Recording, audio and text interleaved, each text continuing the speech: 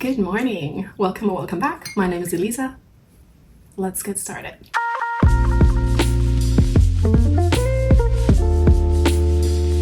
It is currently 9:30 in the morning on a Monday morning at the end of January. And I just come out of a month of plotting, sewing, drafting, redrafting 3 patterns for my spring top trio, and I am so ready to move on. I'm happy to leave that behind me and get into something fun, something new, something fresh. If you've been around here before, you might know that traditionally in February I get into making something that is slightly prom, red carpet, haute couture adjacent. I kind of like making occasion wear / like red carpet haute couture wear at this time of year. Here are just a few examples of my makes in the previous years, and this year is no different. We're gonna keep the tradition going, and I have felt so inspired by all of the beautiful, gorgeous red carpet looks that we have seen this award season from the US. As you might know, there have been the Golden Globes, the Emmys, the Critics' Choice Awards, I don't know all of those names of those award shows that I don't watch, but we have been blessed with one beautiful look after the other, and I felt really, really inspired by them. Also, it is Fashion Week time, and we had gorgeous shows by designers like Miss Sohi and Schiaparelli, and oh my god, just look at them. They're beautiful, amazing, gorgeous, breathtaking. Part of this is also that I kind of want to challenge myself and hone my skills, prove to myself that I can do these things, because usually I make things that are more like everyday wear, which is also fun and I enjoy it a lot, but making a dress like this is a completely different ballpark. There's different skills that come with it. There's also a level of patience that you need to develop to make something like this, because this is not a one-day project. Not at all. I am literally at square one with this project. I haven't done anything. I haven't even sketched out the details of my design yet. However, I do have a rough idea of what I want to make. I actually in December bought this sequin beaded tulle, which I thought I was going to use for something else, but because that didn't happen, I decided to repurpose that fabric and use it for this project, which meant that I had to get a little bit more of it. Luckily, the store that I bought it from still had some quantity of it, so I now have about, I want to say 6 meters of it, but that's not all. This project in the end is gonna hold about 20 meters of fabric. I'm not kidding.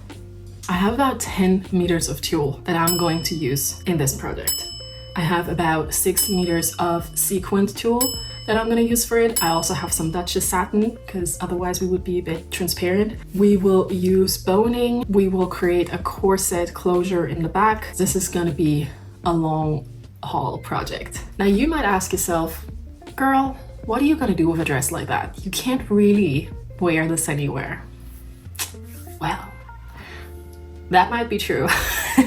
But I think this is a dress for the ages, because it's gonna have a corset closure in the back. I think I will be able to wear this many, many years to come. So, like I said, the fabric is here. I do have a rough idea of the design in my head, but I haven't actually sketched out all of the details yet. So let's do that now. I got my iPad here. A lot of you ask me what program I use. I use something called Procreate, which is an app that you have to pay for. I don't actually remember if you have to just pay for it once or if it's a subscription. I don't think it's a subscription. Either I pay for it yearly or you just pay for it once. It is great. I love it. It's like a sketchbook on your phone, really. It's what it is. Really simple. So I'm just gonna screen record here so you can see what I'm doing. Okay, so just to get you in the picture. We're talking a T-length dress. What is T-length? T-length is about ankle length. I really love that because it still gives you an opportunity to show off your shoes, and I also just think it's a perfect like compromise between a full-length dress that can sometimes be a bit tedious to just move around in and something shorter. So not only do I want the dress to be T-length, I also want it to be a full circle skirt with a lot of volume in it. So that means we're talking something like this. So how do we achieve this volume? That's where the tulle comes in. I'm gonna create a crinoline skirt. I'm gonna talk about the architecture of that in a bit. So that is the skirt of the dress. That also just generally determines a lot of the silhouette of it already. Now the question is, what are we gonna do on top? So for the top, I'm thinking I want to create a corseted, sleeveless, strapless top that is quite structural, quite simple, but I want to give it a very specific shape, which is a round dome-like shape up here. So it's not just straight, it's gonna have this rounded shape up here. Something like this. So this is the silhouette we're talking about. This is very Audrey Hepburn, Grace Kelly classic, in my opinion. So I think I can actually reuse my Lola dress pattern that I released end of last year, use that and modify it to create this dome-like shape. But that top of that dress already has the corset seams that I need because I want to insert boning in that section. So what I'm talking about is that the top will have seams like such where the boning will be inserted. Right, okay, let me give this some detail.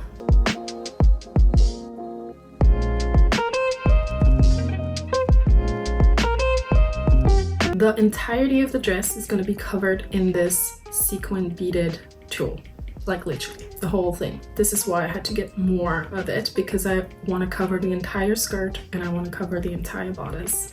Okay, so this is the design we're talking about. This looks simple enough, but this is a lot of work. I'm just going to sketch out some of the pattern pieces that I'm thinking. This is going to be looking very infantile, but maybe this kind of gives you a piece of my mind of where I am with the pattern pieces. Let's start with the bodice. Like I said, I'm thinking about reusing the bodice pieces of my Lola dress. So that means if we say that this is the center front, this line right here, we would have a first, this looks so wonky, but bear with me. So this is going to be the front pieces, 3 pieces, and obviously it's going to be mirrored from here. So imagine that mirrored. And then in the back, it's going to be very similar. However, I think I'm only going to have one back piece, and then there's going to be a corset closure in the back. So when you want to make a corset closure, you will have to shrink all of the other pieces because the corset then needs to be a little bit smaller, because in the back, you're going to have this quite wide section where you're going to have the crisscross laces, right? Where you're gonna have the loops on the side, etc., etc. So this is kind of what makes this such a long-lasting piece for years to come, because it can grow and shrink with you, right? Doesn't matter if you gain a little bit of weight or if you lose a little bit of weight. With this corset closure in the back, it is adjustable, which is the magic of that type of closure. So these are kind of my corset pieces. Now for the skirt, like I said, I want to do a full circle skirt, which is a lot of volume. So a full circle skirt technically kind of looks like this, like that. This is your waist, and you have 2 pieces of this. You then join them together, which means you have side seams, potentially you have a seam in the back, and then that is what gives you this like plate-like full circle skirt. Now, what I want to do is follow obviously the same principle. This is how I'm going to get those pieces, but I want to section them off like this. So I will have seams here because I want to cover my skirt also in this beaded tulle, like I said. But I don't want this beaded tulle to just float around like crazy and then maybe look a little bit messy. I want to fuse this together with the Duchess satin that I have right here. So those seams will allow me to kind of like keep the beaded tulle in place because they're going to be fed into the seams so they can't move around. So it's more one of a cohesive piece. It's more one cohesive piece. Cohesive. It's more one cohesive piece. This is the same principle basically with the bodice. So all of the separate pieces are going to be a layer of lining, Duchess satin, beaded tulle. For the skirt, it will be Duchess satin and beaded tulle. And the piece de resistance is the crinoline skirt. So the crinoline skirt is also going to be a circle skirt. I'm not entirely sure if I'm going to do a full circle skirt or a half circle skirt. I think a half circle skirt might do, because what is a half circle skirt? A half circle skirt is the exact same thing as I just drew up here, but times 1. So it's not 2 pieces, it is 1 piece, which means this waist section here is bigger naturally. And then this is basically the center back seam. So when you sew it together, you're gonna have a nicely voluminous skirt, but not as voluminous as with a full circle skirt. What I'm gonna do is I will have a base layer of this slightly more structured tulle right here. This is massive. Also, this smelled like rotten fish because this is plastic, and it still sort of does in places. I had this outside for 3 whole days in the cold because I had hope that the smell would go away. It's not as bad as it was, but it's pretty bad. So this is very, very structured tulle, right? This is not gonna budge. So this is gonna be the base layer of the skirt. And then I have this much, much finer tulle, which is much more manipulative. Much easier to manipulate. That's what I'm trying to say. So this is, I don't know if this is going to be enough. This is 6 meters. Doesn't look like 6 meters. This is what's going to be the volume on it. So this base layer, like I said, is this quite structured tulle, and then we're going to have a layer of this finer tulle. This is going to be ruffled to the max, like it's going to be gathered up and attached to the perimeter of this underskirt, followed by another layer that is as long as the skirt. I know, like I said, very infantile sketch, but I hope you get the gist of what I'm trying to say. Right, okay, so we talked about the design, we talked about the architecture of it. Now, let's get into the pattern making.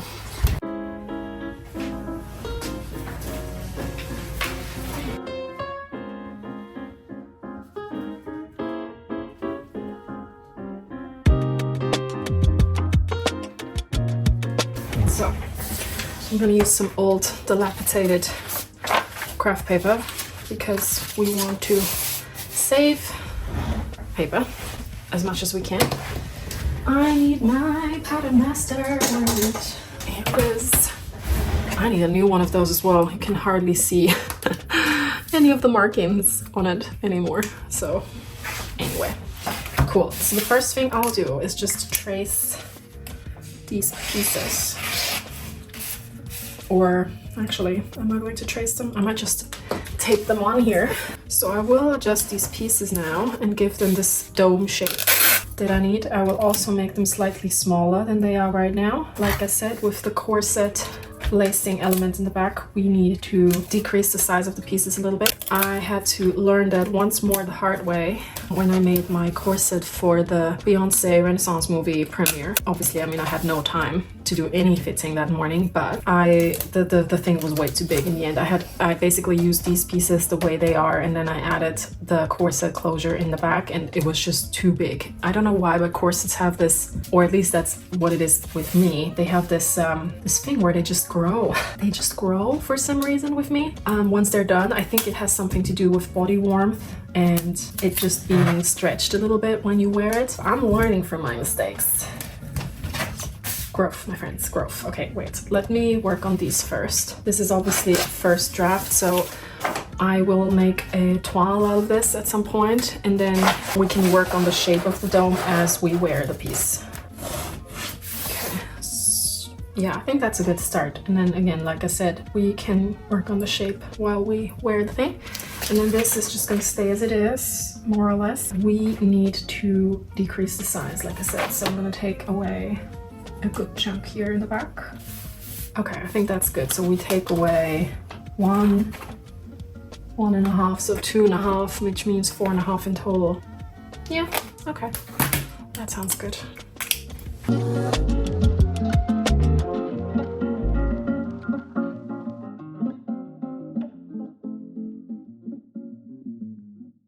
Right, so I'm now gonna cut these corset top pieces from this cotton calico thingy to create a mockup.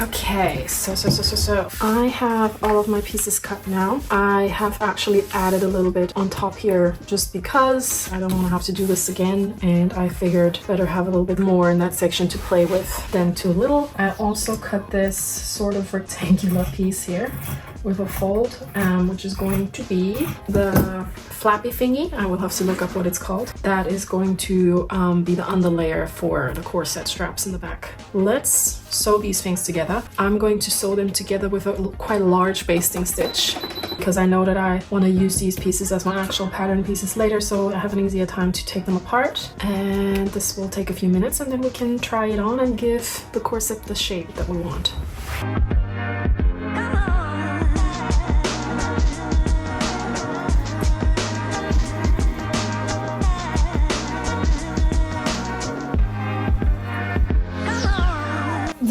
is where we're at right now. You can see there is quite a gap in the back, which is intentional because, again, corset closure. Now, I had to find the bust apex because initially I was like down here, and that's obviously not where it's supposed to go, so it's supposed to go up here. And there's a few things I already know I want to do. First of all, let's suss out the shape up here. And this is a bit hard because I obviously have to hold it like this while I do the drawing. Maybe with a pencil that works. So I literally mark the shape that I want. Something like this. Okay, let's cut it back.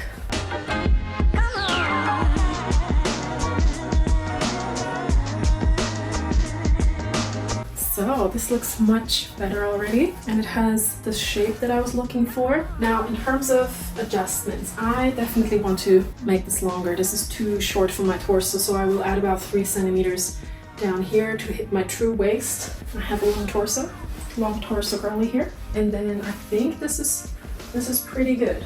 From the shape I can see is exactly what I am looking for. I probably have to make it even smaller here in the back because this is not enough of a gap for the closure. But other than that, pretty chuffed about this. So let's create our final pattern pieces. I added even a smidge more of a S-curve here just to accentuate that even more. And now we're talking. That's the shape I want. Brilliant. Okay, so what happens next is I will now find the center, give it a little cut, and hopefully I can rip it. No, that's too dangerous. Okay, let's just cut it. I want to cut the center open because I just need half of this whole concoction here. So these are technically my pattern pieces, but as we know, I need to adjust them just a little bit. So I'm just going to cut away the seam allowance to get my individual pieces. I'm just going to mark this as center back so I'm not confused.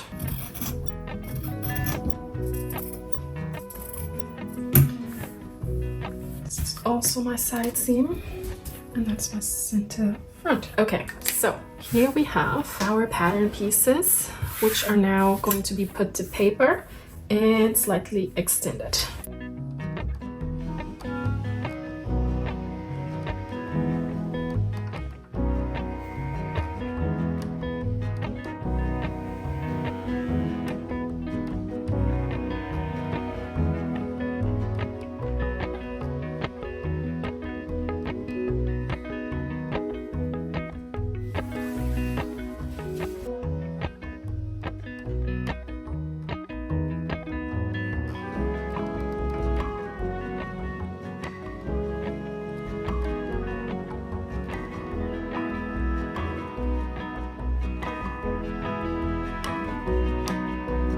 Alright, so instead of making a second mock-up, I just fetched my lining fabric and cut all of my new and improved pieces from it and made my lining. You can probably not see anything right now, but there are the seams and it's a pretty good fit.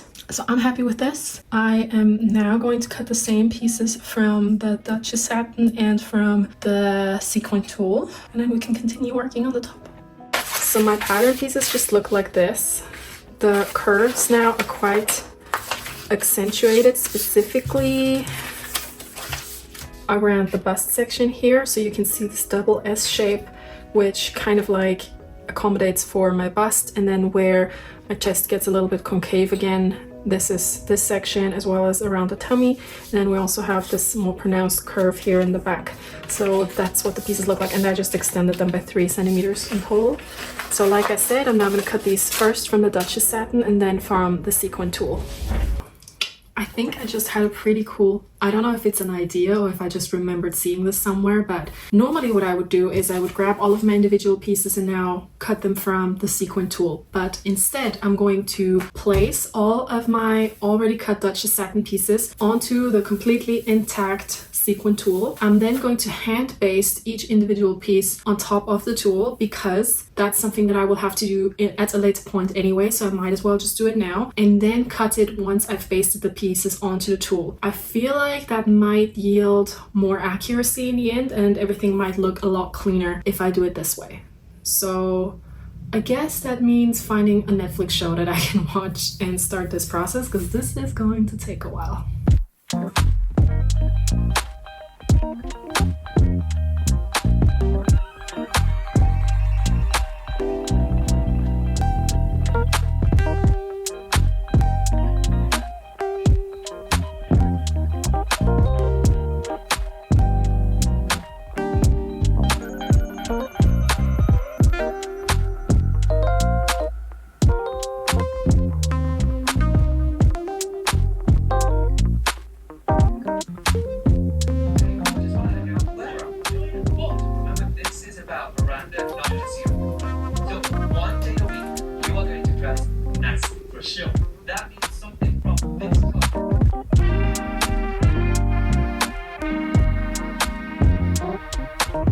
That is it for me today.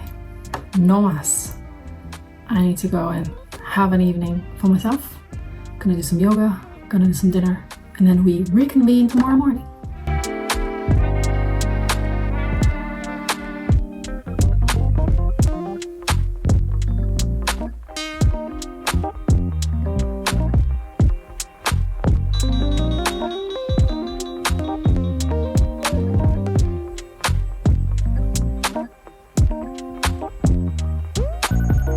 Did I just try on the corset and not like the fit? Yes, I did. Did I just completely redo the pattern? Yeah, I did completely redo the pattern. That happens sometimes. It's okay. I'm just gonna repeat all the same steps I've already taken with these new pattern pieces and see if the fit changes.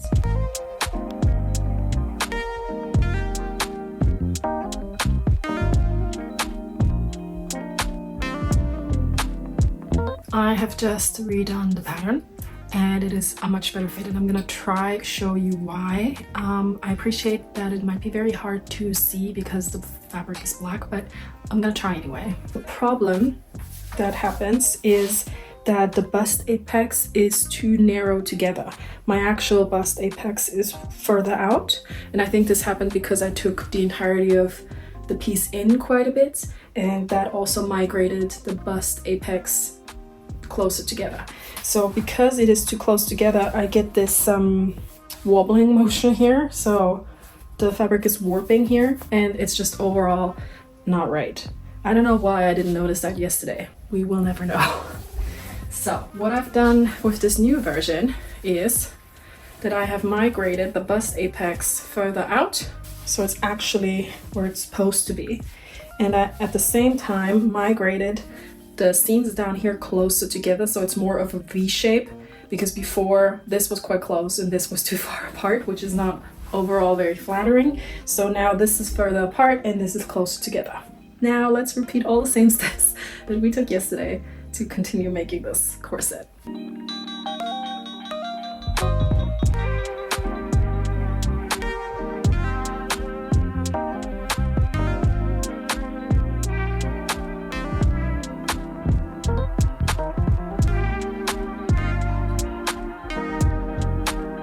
Right, we're back to where we were, which is that I have now all of my pieces that I need for the corset. They're all basted together, and now I can sew all of the seams, and then hopefully we're back to the stage that we left off at.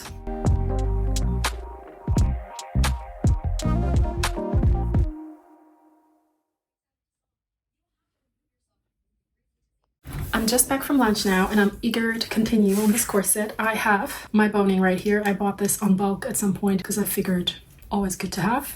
And true, it is always good to have at home. So now that I have my shell and my lining layers complete, I'm gonna have to think about how to create those channels for said boning. I'm gonna start out by removing some of these basting stitches. Now my plan sort of is to serge these raw edges and then create those tunnels by hand. And the reason for that is that I want the channels to be completely invisible from the outside, and I think that only really works if I hand stitch them, because if I obviously top stitch them, you're gonna see it from the outside. So like I said, I'm going to serge them all now, and then I'm gonna fold them over as I've pressed them here and hand sew the seam allowance down, which then creates the channel for my boning to go in. And that is the thing with haute couture, it is a lot of hand sewing. Right, so I now prepared this first channel, which again is invisible from the outside. And what I've done is I've hand sewn my serger stitches down. So ideally I should be able to go in from below here, and I closed the channel up here with a few stitches on my machine. Now let's see if what I think is going to happen is actually going to happen. Ugh, I hate it. I hate when that happens. It's the same every time. Anyway, I'm now cutting this to size, and I want to make sure that I cut it about 1 centimeter shorter than the actual seam length, because we do have seam allowance down here and we don't want it to poke out. I'm speaking from experience here because I've made corsets where the boning poked out, and that is very, very uncomfortable. So, oh, that was easy. There we go, first bone is inserted. And now only 5 times more.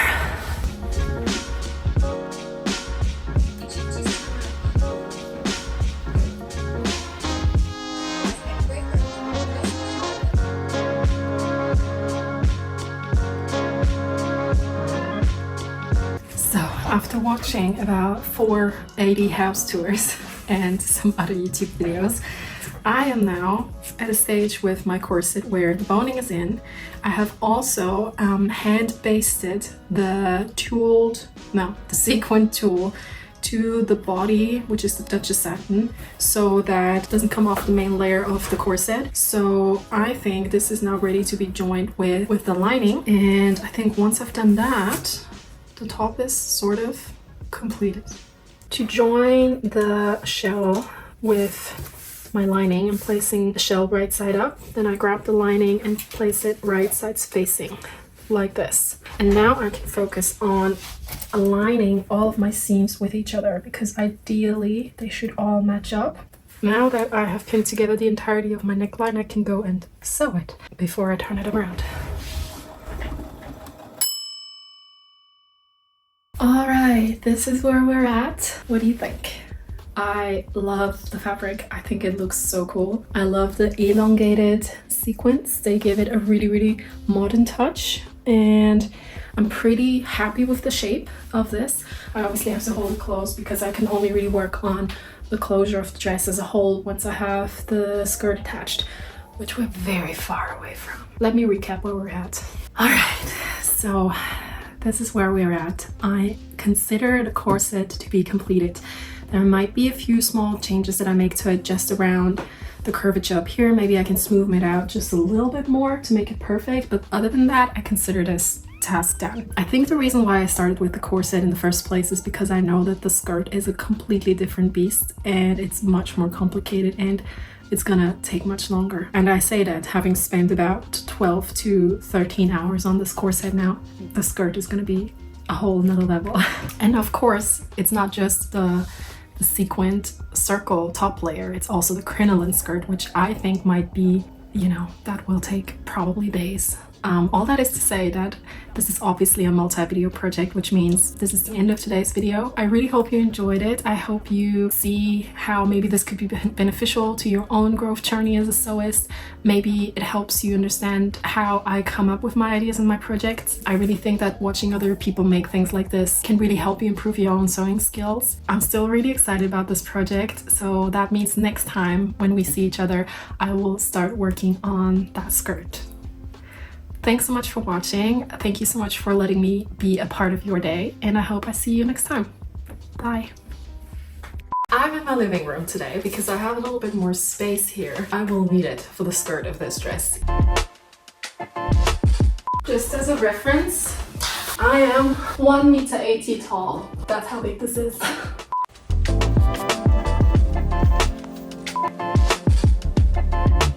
I need to separate all of my layers again. I deeply regret because this is gonna take a long time.